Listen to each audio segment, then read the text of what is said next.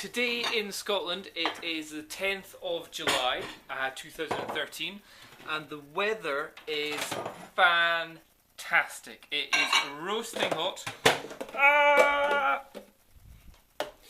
Roasting hot, and it's about 20, well, when I say roasting hot in Scotland, 20 degrees is roasting hot. Yesterday it was 30 degrees. Just now it's probably about 18, 19, so I'm thinking good time to go for a jog. However, I'm going to have a pre-jog supplement, which is called matcha tea, and I've just dropped all my suntan cream on the floor there, so I'm just going to stick that on me first. Okay, suntan cream on, fully lubed up. Now, matcha, I've done a video of it before in the past.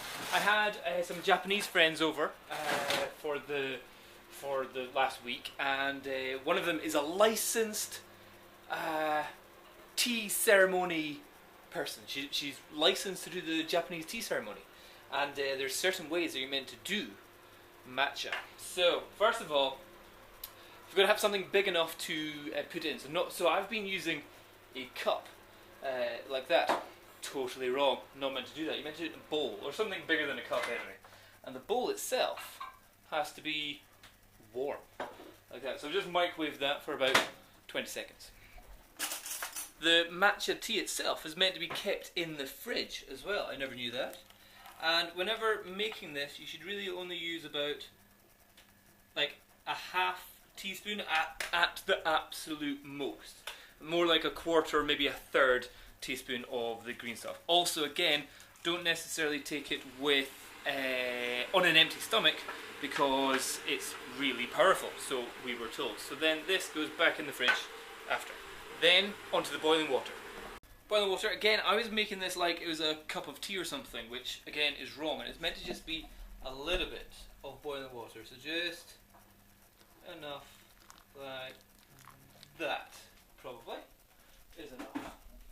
And then from there, it's a case of, I thought you then added milk and sugar. I thought you totally did that, but they're like, no, you never add milk and sugar. I was like, well then how does it not taste totally crap? And again, it's probably just the way I've been doing it.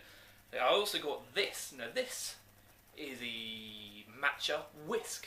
So a little bamboo shoot, and then very finely threaded like that. And then it's a case of just stirring this round for a long time until it's totally frothy. And in doing this, it loses a lot of its heat because you're kind of getting a lot of air into it. And you mix up the matcha very well because sometimes it can be quite chunky. So it's a case of just doing this. She did it for about 5 minutes and it was very frothy. So I'm just going to do it for 5 minutes just now. Okay, so that's me whisked it for a good amount of time there. It's looking pretty frothy. And then just going to leave that at the side. Nice and foamy. And I think it's all kind of slurping as well. That's the main thing. So straight away, that's it. The temperature enough, or good enough, or a low enough temperature for me to drink straight away. I don't know whether it's because if you've ever been to Japan, you know they love their slurping. They slurp their noodles, their soup, their tea, and all that stuff. But this means it's absolutely the right temperature for me to drink straight away. If I put that in a cup and I just poured in the water, I would still be waiting for about another 20 minutes for it to cool down. So this green tea, matcha, which is just like solid green tea, is like super strong green tea, very high in vitamin C and vitamin E, I think as well. But also lots of antioxidants that aren't just vitamin C and vitamin E, I think. High in antioxidants and just very, very good for you. So that is all I'm going to take before I go for my jog. So the next video is the jog I'm about to do.